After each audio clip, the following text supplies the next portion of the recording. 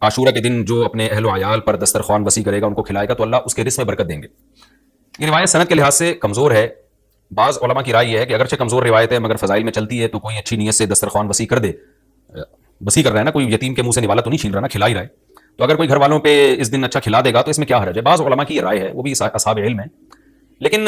بندہ ایک کو ہمیشہ سے ایک اشکال رہا ہے کہ جب ایک بالکل بے غبار صحیح حدیث ہمارے سامنے موجود ہے تو اس کے مقابلے میں ایسی کمزور روایت کو ہم کس بیس پہ ترجیح دے سکتے ہیں؟ ہمارے سامنے جو بے غبار اور بالکل مستند حدیث ہے جس کی سند پہ کوئی کلام نہیں ہے، وہ ہے روزہ، عاشورہ کے دن روزہ رکھنا چاہیے۔ روزہ اور دسترخوان آپس میں جمع نہیں ہو سکتے، یعنی عاشورہ کے دن جب آپ دسترخوان وسیع کریں گے تو روزہ کیسے رکھیں گے؟ تو بعض لوگوں نے یہ تعویل کی ہے کہ افطاری میں کر لیں آپ، تو افطاری میں تو 10 تاریخ نہیں رہے گی نا، 11 شروع ہو جائے گی، وہ تو 11 محرم ہو جائے گی۔ بعض لوگوں نے یہ کہا کہ جی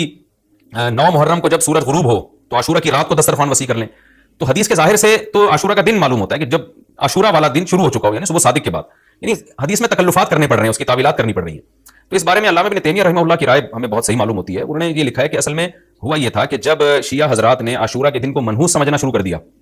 کہ یہ منحوس دن ہے اور اس میں غم کا دن ہے، تو بعض سنیوں نے ان کے مخالفت میں نا اس کو خوشی کا دن منانا شروع کر دیا۔ یعنی ہوتا ہے نا آپ کسی کی مخالفت میں حد سے تجاوز کرتے ہیں،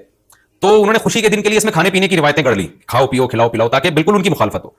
تو حقیقت یہی معلوم ہوتا ہے کہ چونکہ صحیح حدیث میں روزے کا تذکرہ ملتا ہے اور روزہ اور کھلانا پلانا جمع نہیں ہو سکتے۔ اگر یہ جو دوسری عاشورہ کے میں کھانا کھلانے والی حدیث بھی بالکل بے غبار اور مستند ہوتی نا، تو ہم دونوں کو جمع کر کے تعویلات کر لیتے کہ جی افطار میں کھلا دو اور سارا دن روزہ رکھو، یا نابالغ بچوں کو دن میں کھلا دو اور بڑوں کو روزہ رکھوا دو،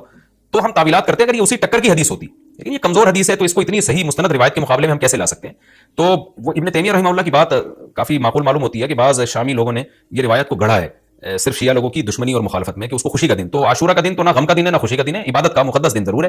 تو برکت کا دن ضرور ہے۔ تو اس لیے